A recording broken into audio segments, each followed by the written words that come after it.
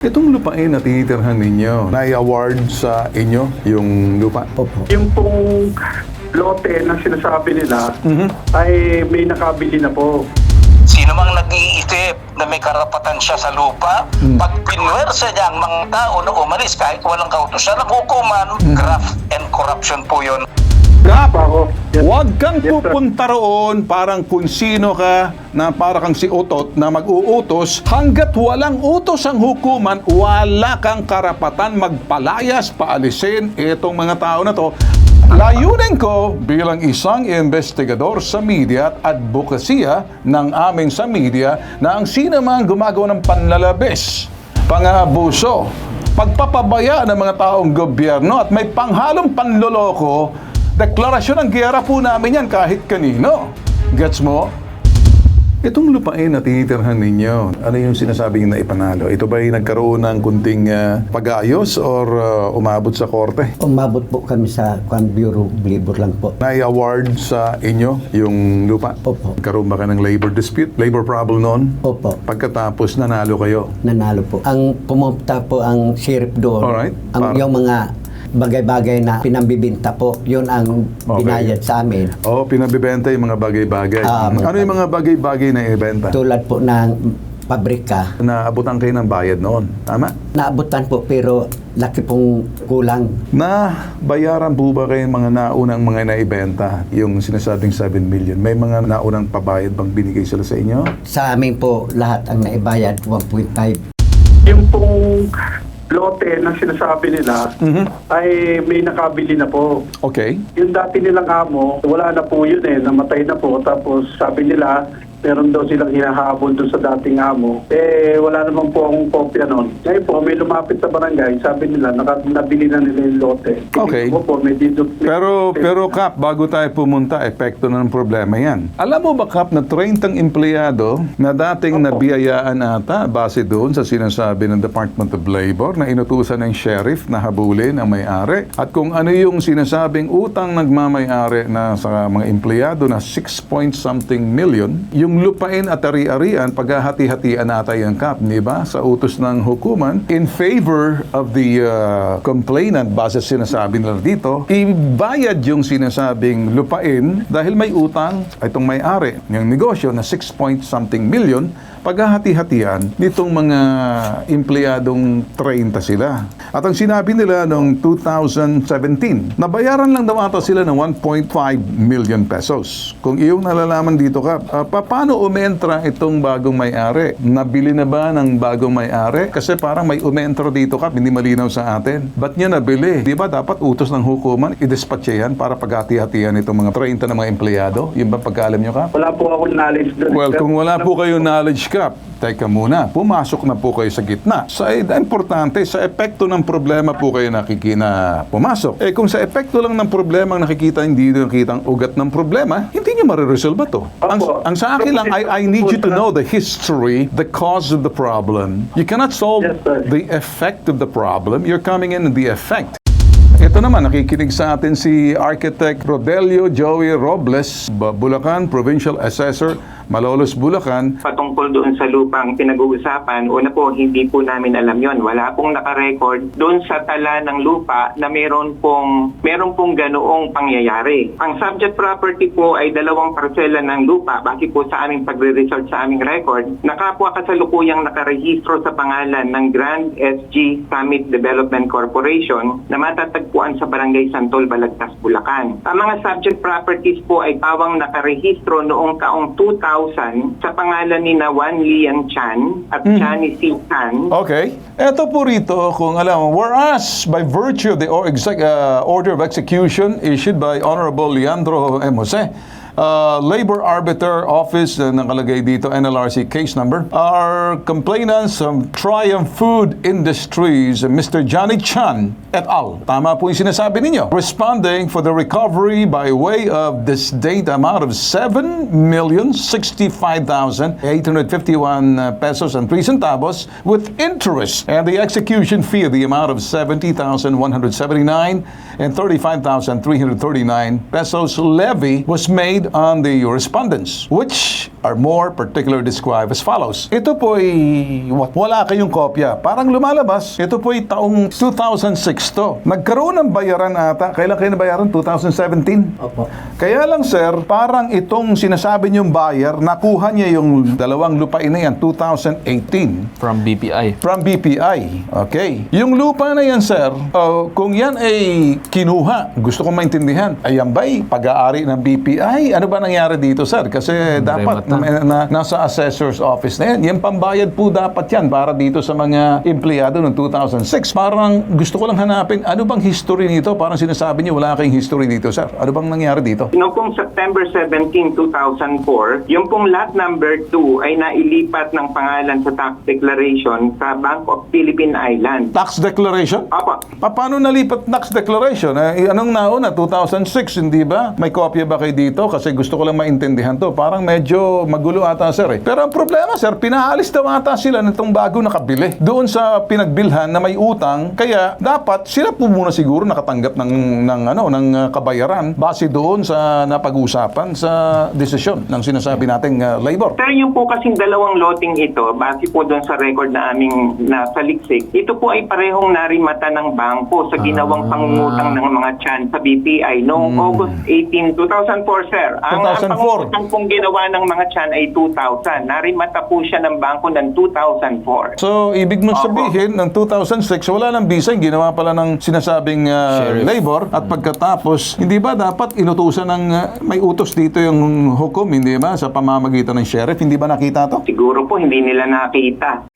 Ang isa pong issue rito, kailangan pong liwanagin kasi itong sinasabi ng isang panauhin natin, si engineer, nailipat nung pang 2004 yung pong tax declaration. Ang hindi niya sinasabi kung nalipat din ba nung 2004 yung titulo ng lupa doon sa sinasabi niyang bangko kasabay nung pagkakalipat ng tax declaration. Unang punto po yun. Mahalaga po kasi pagka naglipat ng tax declaration, kailangan mauunang maglilipat ng titulo. So kung hindi po na ililipat ang titulo, teka muna, hindi pwedeng magkaroon ng tax declaration noong 2004. Pangalawa, yung writ of execution po ay 2006, ginawang Tulfo. So makikita po natin, kailangan nating agin sa mga dokumento, nagkaroon nga ba ng paglilipat pati ng titulo ng lupa noong 2004 kasabay nung paglilipat ng tax declaration sa bangko, o kung walang nangyaring paglilipat ng titulo at nagkaroon ng levy on execution sa nasabing titulo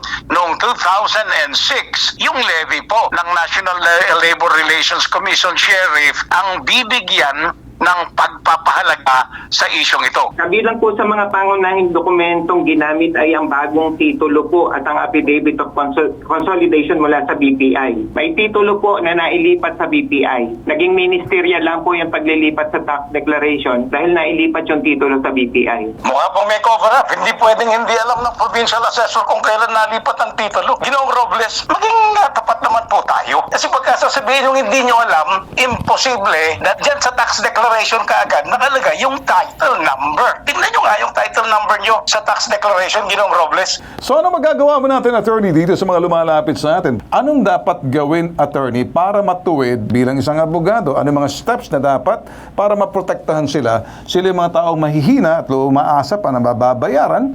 Pangunahin po dyan, yung pong kailangan kumilos nitong mga nagrereklamong residente, kung kabilang sila sa mga manggagawang nanalo, kumpletuhin na yung pagpaparehistro ng pagmamay-ari ng lupa sa kanilang pangalan dahil sa kanila po ibinibigay yan batay sa pasya ng NLRC. Okay. Pangalawa, ang puli kapitan ito, yung pong civil code natin may nakalagay Artikulo 5, Artikulo 539. Kaalaman, kabatiran po ng lahat, lalo na ng barangay captains katulad ni Kapitan Ben. Sino mang nag-iisip na may karapatan siya sa lupa, hindi siya po pwedeng basta tumungo doon, paalisin ng mga nakaposisyon. Kailangan muna niyang kumuha ng kautusan ng hukuman Court order. bago siya makapagpaalis. Pag pinwersa niya ang mga tao na umalis kahit walang kautusan ng hukuman, katiwalian po yun. Graft and corruption po yun. Republic Act 3019. Sa makatuwid, Pwede pa lang itong mga lumalaban, hindi sila alis hanggat hindi sila nabayaran kasi parang lumalabas yung nakabili. Binili niya rin pati ang problema at responsibilidad malilipat dito sa bagong nagmamayari. Tama po kayo, Ginoong Ben Tulfo. Huwag silang aalis dyan dahil for all intents and purposes, technically sila po ang may-ari eh. Ayun. Pambayad po yung lupa sa kanila. At kung ito'y kinuha ng sheriff bilang pambayad, sila na po ang may-ari. Hindi na pwedeng ipagbili ng Mr. Chan o kung sino pa man Ayun. sa ibang tao o para mata sa bangko. Sa totoo lang po, kahit po siguro makapagpakita pa sila, kailangan muna nilang magsampa ng kaso sa husgado, ng kaso ng pagpapaalis. Kasi kahit hawak na po nila lahat ng papeles, kung wala pong kautosan ang hukuman magpapaalis sa mga tao, wala po sa kanilang pwedeng magpaalis kahit pa yung pinakamataas sa lalawigan nila. Architect Robles, narinig mo, hanggat walang Yes, utos sir. ang hukuman, the court order, na papalisin sila, at the burden of proof at Architect Robles sa iyo, and hindi sila basta't mapapalis, kumuha ka muna ng court order, utos ng hukuman. Sir, At ganun din sir, si if I Mel may- Ventura, kukuha rin ng utos ng hukuman. Meron ba kayong pinanghahawakan ng hukuman mismo, nagpapalis sa kanila, sir? Sir, pwede pong magdagdag. Sir, bago ka magdadagdag, sagutin mo muna yung aking tatanungan bago ako magdadagdag. Apa. Huwag mo munang sapawan yung tanong ko kasi ang tanong ko, meron ka bang court order na kung saan sila'y pinaalis na kumakatig ang hukom dito sa batong na nagmamayari? Di ba dapat Sir, ganun wala ba? po. At O, saka di po, wala hindi kang kami karapatan na doon sa sinasabi mo. Sir. May kunting problema yan. Sandali lang muna, sir. Hindi tayo pwede magtalo rito. Wala ako sa mood na makipagtalo, makipag-argumento, makipagdebate. Layunin ko bilang isang investigador sa media at advokasya ng amin sa media na ang sino man gumagawa ng panlalabis, pang-aabuso, pagpapabaya ng mga taong gobyerno at may panghalong panloloko, deklarasyon ng giyera po namin yan kahit kanino. Gets mo? Bilang isang advocate, hindi na ako investigador. Ang isang investigador ng media, etong the next generation ako, meron ako sinusulong kung saan ang tama, doon ako. Tatayo ako para dito. Kasi may sinusulong ako na may mali rito. Tanggapin mo muna na may pagkakamali para mabago mo. Huwag mong pagduduldulan na tama ka sa mga pananaliksik mo kasi kinakailangan mo muna ng utos ng hukuman. Kap, Ako. makinig ka. Umentra ka sa bandang dulo na. Meron ka bang utos ng hukuman na sila'y papaalisin sa lugar nila? May pinanghahawakan ka ba ng court order niyan?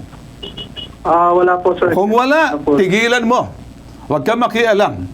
Sabihin mo doon sa mga bagong may-ari, sabi ng bitag, hindi Tulfo sabi ng bitag, mag-produce muna ng court order na yan. Okay? Yes. Huwag kang Yes, sir. pupunta roon parang kung sino ka na parang kang si Otot na mag-uutos, barangay ka eh. Ikaw, ama ng barangay, dapat ikay mamamagitan lamang kung sinong tama o mali. Huwag kang papanig doon sa negosyante. Hanggat wala silang mapapakita ng anumang legal na dokumento patungkol dito sa parting to, tulad ng sinabi ng abogado, hanggat walang utos ang hukuman, wala kang karapatan magpalayas, paalisin itong mga tao na to, makakalaban mo na ang bitag. Kasi tatayo kami, may mga abogado kami rito. Pangalawa, ganun din, ako'y nananawagan sa provincial assessor hanggat walang court order na pagpapaalis. Parang yung bagong bumili ng lupa na yan, kini-question namin. Dapat kasi sa titulo pa lang yan, meron dapat annotation yan na hanggat yan mabibili kapag hindi nabayaran muna yung kanilang pinag-uutangan. Pareho kayong dalawa, ikaw Kap. Sir, ang nakikita ko po, I would agree po sa yung duty po kasi ng punong barangay in cases like this, there should be a court order po na inuutusan po siya to assist the sheriff or to assist the plaintiff or the parties para po sa execution or sa, even dun sa pagpapalis. Pero this case po kasi wala pong court order. So, I would really agree po na hanggat walang utos ang korte, the punong barangay's duty is to maintain peace and order lang po. Pero hindi po sila yung magkukos ng disruption doon sa possession ng mga nagrereklamo. Ang gobyerno ay para sa tao. Sila po'y tao. Kayo naman ay public servant. So, ina-expect po namin makikipagtulungan po kayo. Ganun din po si Bulacan Provincial Assessor natin. Kami nagpapasalamat po sa inyo. Dapat niyong gawin, manatili hanggat sila'y makipag-areglo sa inyo. Pag nakipag-areglo sa inyo, everybody happy. Opo, sir. Pwede mo naman akong bilhan ng kunting kape man lang dyan, kahit na kunting walang asukal o kaping bigas man lang. Okay na tayo, okay ba? Salamat po, sir. Yan, okay Carl. Okay Carl, sige na. At dyan tayo nagtatapos sa ating programa ngayon. Itong Pambansang Sumbungan Helpdesk. Ipawitag mo.